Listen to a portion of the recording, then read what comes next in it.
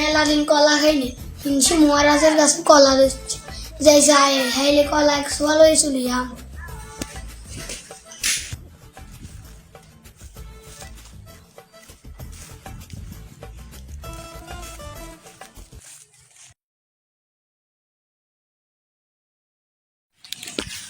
ডরও তো লাগে রাজা অড়াই যায় শতান একবার যদি আর খবর জানি তো আর তো আসাইতে আসাইতে মারিয়ে দেবে যা কপালে এক যে নখ চুরি করে লই চুরিয়া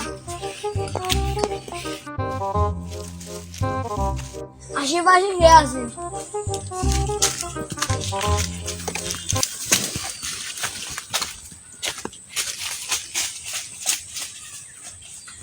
মন্ত্রী বাতাস কর না, তোকে কিসের জন্য বেতন দিই আমি? আরো জোরে কর। মন্ত্রী আমার গায়ে লাগছে। মন্ত্রী তুমি কি জানো আমার রাজ্য থেকে কেলা চুরি কি করে? কুল কুল ছাঁদে ছাঁদে মহারাজ না মন্ত্রী, আমি কিন্তু মাথা আমার গরম হয়ে যাচ্ছে। মন্ত্রী তুমি তাড়াতাড়ি ওই চোরকে ধরার ব্যবস্থা করো। তুমি কি জানো কে চুরি করে এটা? উত্তর পাড়ার একজন ছেলে আছে, তার নাম হচ্ছে কুদ্দুস। সে আমাদের এলাকায় এসে বাড়ি বাড়ি মানুষের থালাবাটি সব কেলা ধরে যত কিছু আছে রাজহাঁস সব কিছু চুরি করে নেয়। ওই বাঞ্চুতকে যদি আমার কাছে নিয়ে আসো, আমি দরবারে তাকে পিছন মেরে দিব। তাকে যদি আমি ধরতে পারি মাথার উপর থেকে আছা মেরে দিব।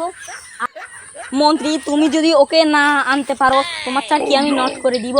আমি তোমাকে আমার রাজ্য থেকে লাথি মেরে বের করে দিব। তাড়াতাড়ি যাও, ওকে ধরে নিয়ে আসো।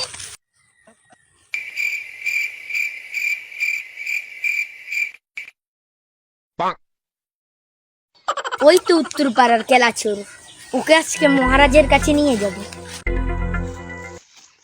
মশাই আমাকে ছেড়ে দেন। তোকে তো জীবনও ছাড়া যাবে না, তুই আমাদের মহারাজের কেলা চুরি করেছিস। ও মা শালার ফুট কি ওজন!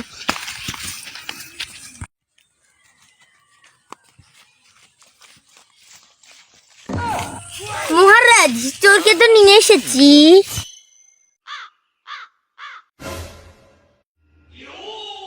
তোর কত বড় সাহস, তুই আমার রাজ্য কলা চুরি করিস? মন্ত্রী একে কি শাস্তি দেওয়া যায়? একে 14 বছরের জন্য কারাগারে বন্দি করাটাই উচিত।